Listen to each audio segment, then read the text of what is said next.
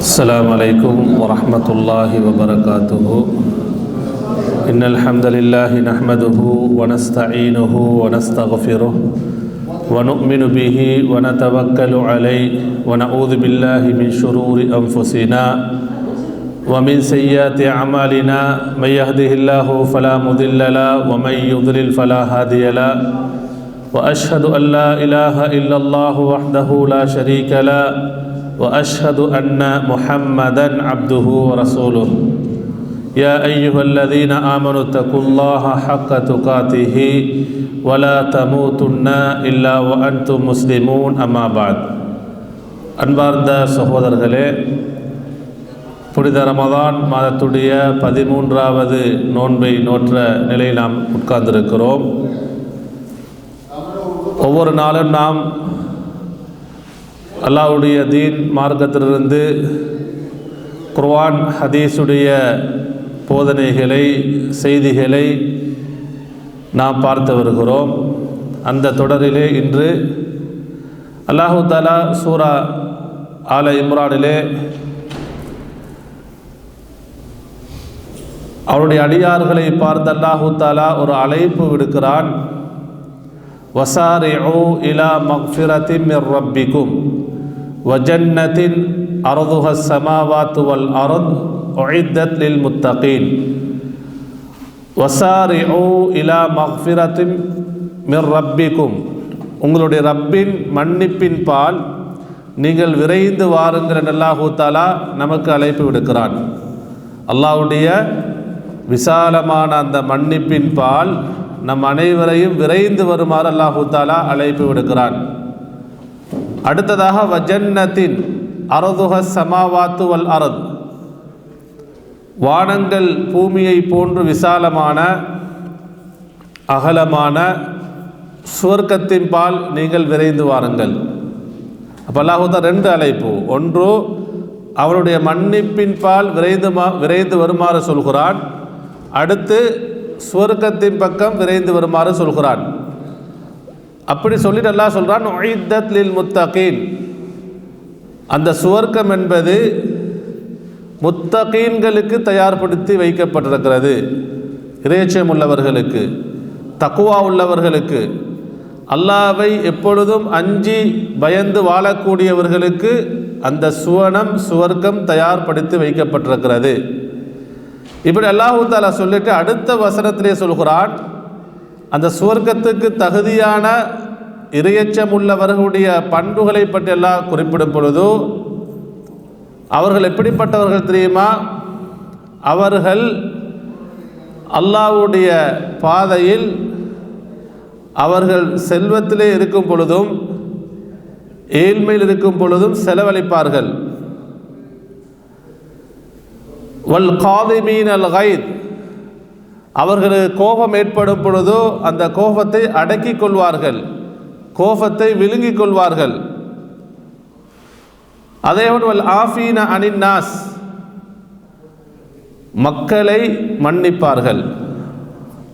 யாரெல்லாம் தங்களுக்கு பிற மக்களின் மூலமாக தவறுகள் பிழைகள் ஏற்படுமோ மக்களுடைய தவறுகளை குறைகளை அவர்கள் செய்த தவறுகளை அநியாயங்களை மன்னிப்பார்கள். அப்போ இவர்கள்தான் சுவர்க்கத்துக்கு உரியவர்கள், தகுதியானவர்கள். இறையச்சம் உள்ளவர்களுடைய பண்புகளாக அல்லாஹு தஆலா குறிப்பிடுகிறான். அன்புக்குரியவர்களே, வல்லாஹு யுஹிப்புல் முஹ்சினீன், நிச்சயமாக அல்லாஹு தஆலா முஹ்சினீன்களை, நல்லடியார்களை, நல்ல மக்களை அல்லாஹு தஆலா நேசிக்கிறான். அந்த வசனத்திலே வல்லாஹு கஃபூருர் ரஹீம் என்று அல்லாஹு தஆலா குறிப்பிடுகிறான். அல்லாஹு தஆலா மன்னிக்கக்கூடியவன், கருணையாளன். அன்புக்குரியவர்களே, அப்போ இந்த வசனத்தில் அல்லாஹு தஆலா அவனுடைய மன்னிப்பின் பால் சுவர்க்கத்தின் பால் விரைந்து வாருங்கள், சுவர்க்கம் தக்வா உள்ளவர்களுக்கு தயார்படுத்தி வைக்கப்பட்டிருக்கிறது, அந்த இறைச்சம் உள்ளவர்களுடைய பண்புகளை எல்லாம் சொல்லிவிட்டு இறுதியாக அந்த முக்கியமான ஒரு பண்பை சொல்கிறான், வல் ஆஃபீன அனின் நாஸ். அந்த தக்வா உள்ளவர்களுடைய பண்பு என்ன தெரியுமா? அவர்கள் பிற மக்களை மன்னிப்பார்கள். அன்புக்குரியவர்களே, இந்த மன்னிப்பு என்பது நம்மிடத்தில் எப்பொழுதும் இருக்க வேண்டிய முக்கியமான ஒரு நற்குணமாக அல் குர்ஆன் வலியுறுத்தி சொல்லக்கூடிய முக்கியமான ஒரு பண்பாக இருக்கிறது. அன்புக்குரியவர்களே, அல்லாஹு தஆலா நம்மை மன்னிக்க வேண்டும் என்று சொன்னால் நாம் எவ்வளோ தவறுகளை செய்கிறோம், எவ்வளோ பாவங்களை செய்கிறோம். நாம் செய்யக்கூடிய பாவங்களுக்கு தவறுகளுக்கு எல்லாவிடத்திலையும் நம்ம தௌபா செய்யணும், இஸ்திக்பார் பாவ மன்னிப்பு கேட்கணும். அப்போ நம்ம ஒவ்வொரு தடவையும் தௌபா செய்யும் பொழுது, பாவ மன்னிப்பு கேட்கும் பொழுது நம்ம அல்லாஹ்வுடைய மன்னிப்பை ஆதரவு வைப்போம். அப்படியே இல்லையா? அல்லாஹு தஆலா நம்முடைய தவறுகளை மன்னிக்க வேண்டும், நம்முடைய குற்றங்குறைகளை மறைக்க வேண்டும், இதை நம்ம ஆதரவு வைப்போம். அதே போன்றுதான் அல்லாஹு தஆலா நம்மிடத்தில் எதை சொல்ல வருகிறான் என்று சொன்னால், நம்மிடத்தில் இருக்க வேண்டிய ஒரு பண்பாக அல்லாஹு தஆலா எதை விரும்பி சொல்கிறான் என்றால், நாமும் பிற மக்கள் நமக்கு செய்யக்கூடிய அநியாயங்களை தவறுகளை மன்னிக்க வேண்டும். அன்புக்குரியவர்களே, இந்த மன்னிப்பு என்பது ஒரு முஃமினிடத்திலே, ஒரு இறையச்சமுள்ளவர், ஒரு முத்தகீடத்தில் இருக்கக்கூடிய முக்கியமான ஒரு மகத்தான பண்பாக இருக்கிறது. அல்லாஹு தஆலா சொல்றான், ஃபமன் அஃபா வ அஸ்லஹ ஃபஅஜ்ருஹு அலல்லாஹ். நீங்கள் சில வணக்கங்களை பார்த்தீங்கன்னு சொன்னால், அல்லாஹு தஆலா பொதுவாக வணக்க வழிபாடுகளுக்கு நன்மைகளை வரையறுத்திருக்கிறான், ஒரு லிமிட் பண்ணிருக்கிறான். ஆனால் சில வணக்கங்கள் இருக்கிறது, அந்த வணக்கங்களுக்குரிய நன்மைகள் இவ்வளவுதான், அல்லாஹு தஆலா லிமிட் பண்ணி சொல்லலை. அது அந்த வணக்கங்களுக்குரிய கூலிகள் நன்மைகள் இவ்வளவுதான், இந்த அளவு பன்மடங்கு தான் என்பதை அல்லாஹு தஆலா அவன் மட்டும்தான் அறிந்து வைத்திருக்கிறான், அதை அவனே பொறுப்பெடுத்திருக்கிறான். இப்போ நோன்பென்ற வணக்கம் அப்படித்தான், அஸ்ஸௌமுலி வ அன அஜிஸி பிஹி, நோன்பென்ற வணக்கம் எனக்குரியது, அதற்கு நானே கூலி கொடுக்கிறேன். அதே போன்று பொறுமை, பொறுமையாளர்களுக்கு பிகைரி ஹிசாப், வரையறை இல்லாமல் கணக்கில்லாமல் நன்மைகள் வழங்கப்படும் பொறுமையாளர்களுக்கு. அதே போன்றுதான் யாரெல்லாம் மன்னிக்கும், அந்த மன்னிக்கக்கூடிய குணமுள்ளவர்களாக இருக்கிறார்களோ அவர்களுக்கும் அல்லாஹ்விடத்திலே கூலி என்பது அது அல்லாஹ் அவன் பொறுப்பெடுத்திருக்கிறான், இவ்வளவுதான் என்று சொல்லல. அதான் ஃபமன் அஃபா, யார் மன்னிக்கிறாரோ, பிறரை யார் மன்னிக்கிறாரோ, பிறர்கள் செய்யக்கூடிய தவறுகளை அநியாயங்களை குற்றங்களை யார் மன்னித்து வ அஸ்லஹ, அவர் தன்னை சீர்படுத்திக் கொள்கிறாரோ, ஃபஅஜ்ருஹு அலல்லாஹ், அவருடைய கூலி என்பது அல்லாஹ்விடத்திலே இருக்கிறது. அப்போ இவ்வளவுதான் என்று சொல்லல. அன்புக்குரியவர்களே, இந்த மன்னிக்கும் மனப்பான்மை என்பது இது நபிமார்களுடைய முக்கியமான ஒரு பண்பாக இருக்கிறது. நபிமார்களிடத்திலே இருந்த நற்குணங்களில் முக்கியமான ஒரு நற்குணம்தான் மன்னிக்கும் மனப்பான்மை. அன்புக்குரியவர்களே, ரசூலுல்லாஹி ஸல்லல்லாஹு அலைஹி வஸல்லம் அவர்கள் உங்களுக்கு தெரியும், சுமார் அவருடைய 23 அந்த நுபுவத்துடைய வாழ்க்கையில் 13 வருடங்கள் மக்காவிலே வாழ்கிறார்கள், 10 வருடங்கள் தான் மதீனாவில். சுமார் 13 வருடங்கள் எவ்வளவு துன்பங்கள் துயரங்கள் அந்த மக்கா காஃபிர்களின் மூலமாக, குறைஷிகளின் மூலமாக எவ்வளவு அநியாயங்களை சந்தித்தார்கள். அவர்கள் சந்தித்த, நபி அவர்களும் சஹாபாக்களும் சந்தித்த அந்த கொடுமைகள் அநியாயங்கள், சுப்ஹானல்லாஹ், அதை சொல்ல முடியாது, அந்த அளவு சந்தித்தார்கள். கொலை செய்ய வேண்டுமா, இரத்தங்கள் ஓட்டப்பட வேண்டுமா, பொருளாதாரம் சூறையாடப்பட வேண்டுமா, காபாவுக்கு முன்னால் இருந்து என்ன செய்ய முடியாது, தொழ முடியாது. நபி அவர்கள் தொழுகிறார்கள் ஒரு சந்தர்ப்பத்தில் காபாவுக்கு முன்னால். அப்போ காஃபிர்கள் எல்லாம் பார்த்து கொண்டிருக்கிறார்கள். ரசூலுல்லாஹி ஸல்லல்லாஹு அலைஹி அவர்கள் சுஜூதுக்கு போகும் வரைக்கும். அப்போ சுஜூதுக்கு போனதுக்கு பிறகு ஒட்டகத்துடைய அழுக்குகளை, அழுக்கான குடல்களை, அழுக்குகளை கொண்டு வந்து நபியருடைய மேனியிலே, கழுத்திலே மாட்டிவிட்டார்கள். நபி அவர்களுக்கு என்ன செய்ய முடியாது, சுஜூதிலிருந்து பாருங்க, வணக்கத்தில் இருக்கிறாங்க, கஅபாவுக்கு முன்னால் தொழுகிறாங்க, சுஜூதிலிருந்து எழும்ப முடியாது, சிரமப்படுகிறார்கள். இந்த அநியாயத்தை செய்து கொண்ட அந்த குஃபார்கள் அவர்கள் சிரித்து கொண்டிருக்கிறார்கள். அன்புக்குரியவர்களே, ஃபாத்திமா ரலியல்லாஹு தஆலா அன்ஹா அவர்கள் ஓடி வந்து அந்த அழுக்குகளை எல்லாம், அவ்வளவு சுமை பாரம், அதை அகற்றுறாங்க, அவங்களோட மேலிருந்து எடுக்கிறாங்க. அதுக்கு பின்னால் தான் ரசூலுல்லாஹி ஸல்லல்லாஹு அவர்கள் அதான் நிலைக்கு வராங்க. அன்புக்குரியவர்களே, எவ்வளோ அநியாயம்! மக்காவில் அல்லாஹ்வுடைய ரிசாலத்தை தூதுத்துவத்தை தான் அவர்களுக்கு தவா பணி செய்கிறார்கள். ஆனால் அவர்களுடைய குடும்பமே அந்த நுபுவத்துக்கு முன்னால் அவர்களை யாரெல்லாம் அமீன் நம்பிக்கையாளர், சாதிக் உண்மையாளர் என்று சொன்னார்களோ அவர்கள் தான் அநியாயங்களை அரங்கேற்றினார்கள். தாயிஃபுக்கு போகிறாங்க. அந்த மக்காவுடைய சூழ்நிலை அவர்களுக்கு வசிக்க முடியாது, மார்க்க பிரச்சாரம் செய்ய முடியாது. தாயிஃப் போனால் தாயிஃபில் அதை விட அநியாயம். அன்புக்குரியவர்களே, அந்த மக்களையும் ரசூலுல்லாஹி ஸல்லல்லாஹு அலைஹி வஸல்லம் மன்னிக்கிறார்கள். தாயிஃபில் நபியுடைய மேனிகள் எல்லாம் இரத்தம் ஓடுகிறது. அவருடைய பாதம் நிலத்திலே வைக்க முடியாது, இரத்தம் அந்த அளவுக்கு அவனோட கால் நிலத்தோடு ஒட்டுது, நடக்கவும் முடியாது. அவ்வளவு அநியாயம். அன்புக்குரியவர்களே, மலைகளுக்கு பொறுப்பான வானவர் அல்லாஹ்வுடைய கட்டளைப்படி வருகிறார். சொன்னார், யா ரசூல், அல்லாஹ்வின் தூதரே, அல்லாஹு தஆலா எங்களை அனுப்பியிருக்கிறான். நீங்கள் சொன்னால் இந்த 2 மலைகளையும், தாயிஃபுடைய அந்த மலைகளை 2 பக்கத்தில் இருக்கக்கூடிய மலைகளை ஒன்றாக சேர்த்து இவர்களை அப்படி அழுத்தி விடுகிறோம்.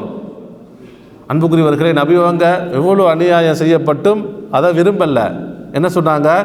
இவர்கள் இந்த சத்தியத்தை ஏற்காவிட்டாலும் இவர்களுடைய துர்ரியத், இவர்களுடைய சந்ததியினர் இந்த தூய இஸ்லாத்தை, இந்த சத்தியத்தை ஏற்றுக்கொள்வார்கள் என்றால் மன்னித்து விட்டார்கள். சுப்ஹானல்லாஹ்.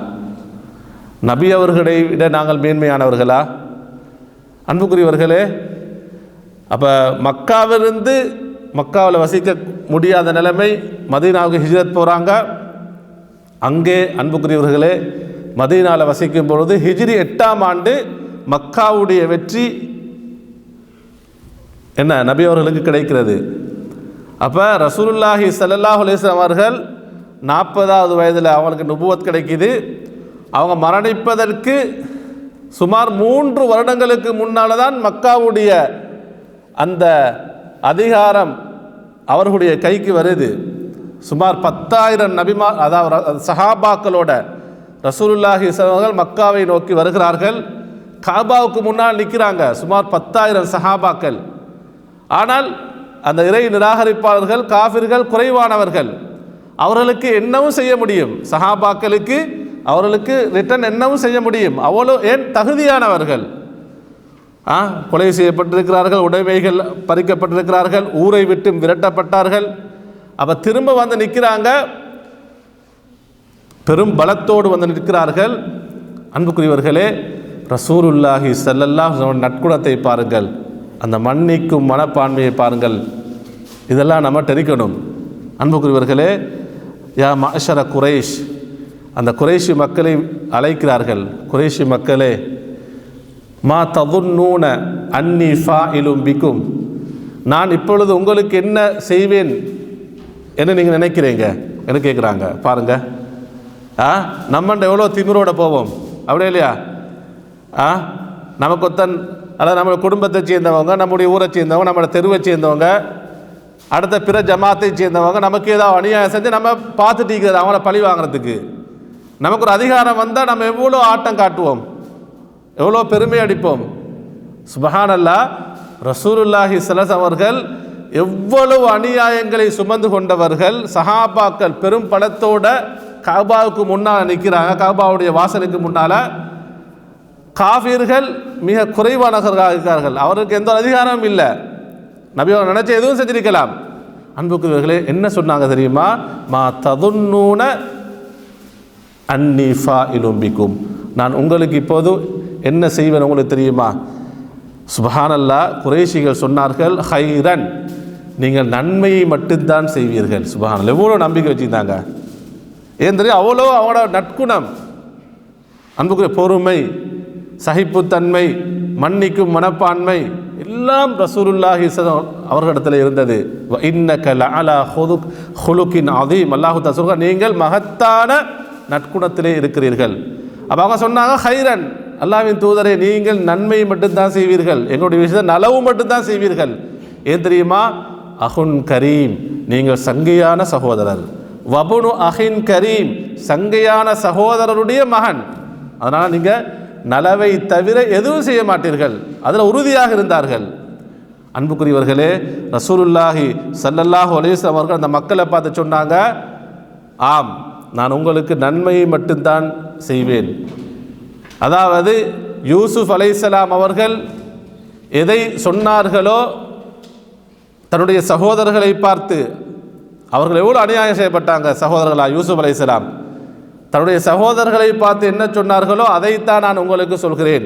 யூசுப் அலைஹிஸ்ஸலாம் சுப்ஹானல்லாஹ், அதான் நபிமார்களுடைய பண்பு, மன்னிக்கும் மனப்பான்மை. யூசுப் அலைஹிஸ்ஸலாம் கிணத்திலே தள்ளப்படுகிறார்கள், எவ்வளோ அநியாயம் செய்யப்பட்டாங்க. கடைசிக்கு மிஸ்ருடைய ஆட்சியுடைய பொறுப்பிலே இருக்கிறார்கள், முக்கியமான அமைச்சராக இருக்கிறார், அதிகாரத்தில் இருக்கிறார். தன்னுடைய சகோதரர்கள்லாம் வந்தவுடன் அவர்களுக்கு விளங்கிட்டு இது யூசுப் அலைஹிஸ்ஸலாம் எங்களுடைய சகோதரர் தான் என்று அல்லாஹ் தஆலா சூரா யூசுப் அழகாக சொல்கிறான். யூசுப் அலைஹிஸ்ஸலாம் கேட்குறாங்க, நான் யாருன்னு தெரியுமா? நான் தான் யூசுப், உங்களுடைய சகோதரர். அன்புக்குரியவர்களே, சகோதரர்கள் சொன்னார்கள், நாங்கள் உங்களுக்கு அதாவது தவறு செஞ்சிட்டோம், அல்லாஹ் தஆலா எங்களை விட உங்களை மேன்மைப்படுத்தியிருக்கிறான், தெரிந்தெடுத்திருக்கிறான் என்ன சொல்கிறாங்க. அன்புக்குரியவர்களே, யூசுப் அலைஹிஸ்ஸலாம் அவர்களுக்கு நினைச்சிருந்தால் அவங்களுக்கு பழி வாங்கியிருக்கலாம், அவர்களை சிறையில் அடைத்திருக்கலாம், துன்புறுத்திருக்கலாம். ஆனால் தன்னுடைய சகோதரர்களை கிணத்திலே தள்ளுறன்னு சொன்னால் இவர் என்ன செய்யணும்? இவர் இறந்து போகணும் என்று தான் அவங்கள தள்ளிடுறாங்க. அப்படிப்பட்ட சகோதரர்களை பார்த்து சொன்னார்கள், லா தஸ்ரீப அலைக்குமுல் யௌம், இன்றைய நாள் உங்களுக்கு எந்த ஒரு குற்றமும் இல்லை. அதாவது யக்ஃபிருல்லாஹு லக்கும், அல்லாஹு தஆலா உங்களை மன்னிப்பானாக. வஹுவ அர்ஹமுர் ராஹிமீன், அவன்தான், அல்லாஹ் தான் கருணையாளர்களுக்கெல்லாம் மிக கருணையாளன். அப்போ யூசுப் அலைஹிஸ்ஸலாம் அவர்கள் மன்னிக்கிறார்கள். இதான் நபிமார்களுடைய பண்பு. அதைத்தான் ரசூலுல்லாஹி சொல்றாங்க அந்த மக்காவாசிகளை பார்த்து, யூசுப் அலைஹிஸ்ஸலாம் எதை சொன்னார்களோ அதை நான் உங்களை பார்த்து சொல்கிறேன், இத்ஹபு, நீங்கள் செல்லுங்கள், ஃபஅன்துமுல் துலகா, நீங்கள் விடுதலை அடைந்து கொண்டீர்கள், உங்களுக்கு எந்த ஒரு அநியாயமும் நடக்காது.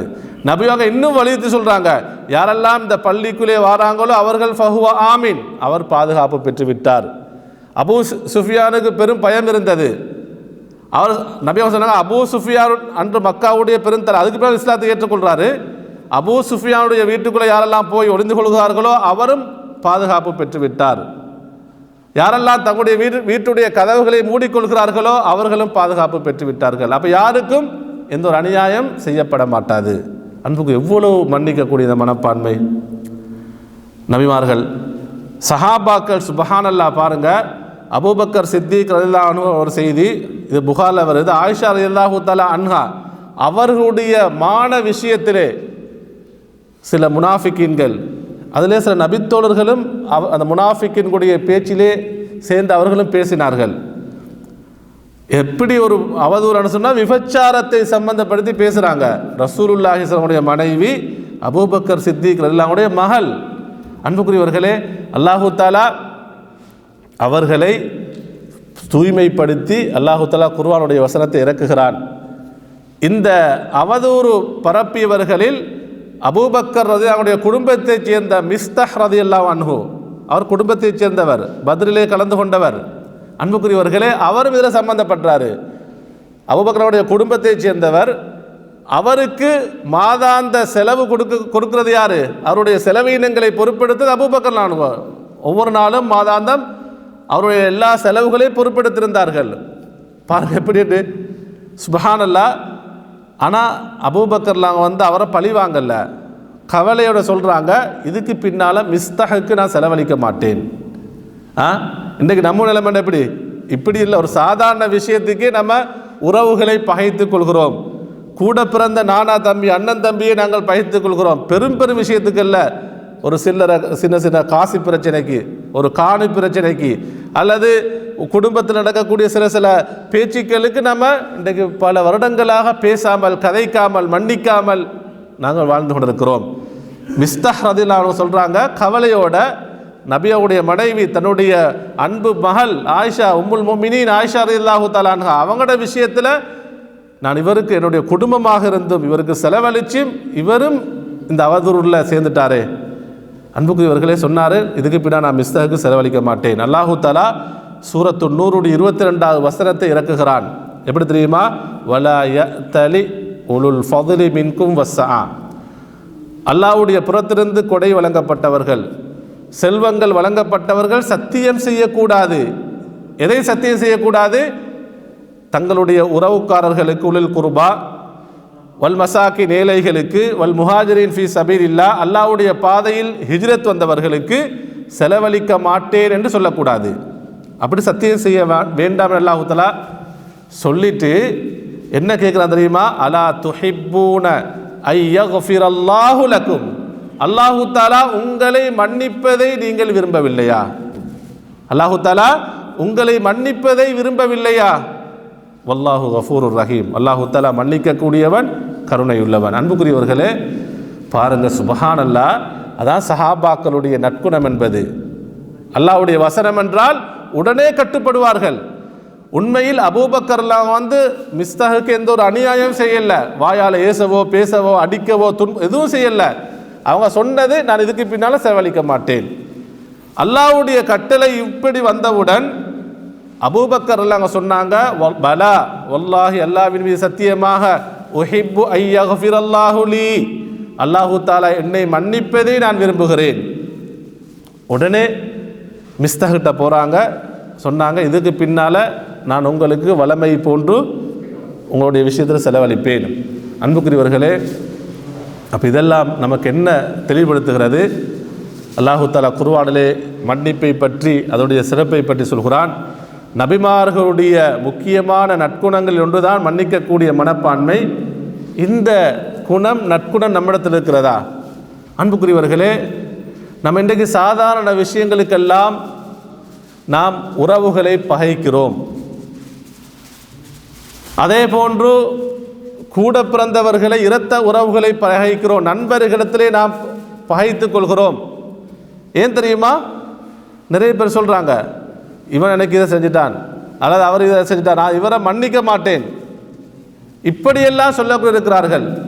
இவர்களை நான் மன்னிக்க மாட்டேன், இவர்களுடைய முகத்திலே முழிக்க மாட்டேன், இவர்களுடைய எந்த ஒரு நல்ல காரியத்திலே கலந்து கொள்ள மாட்டேன்.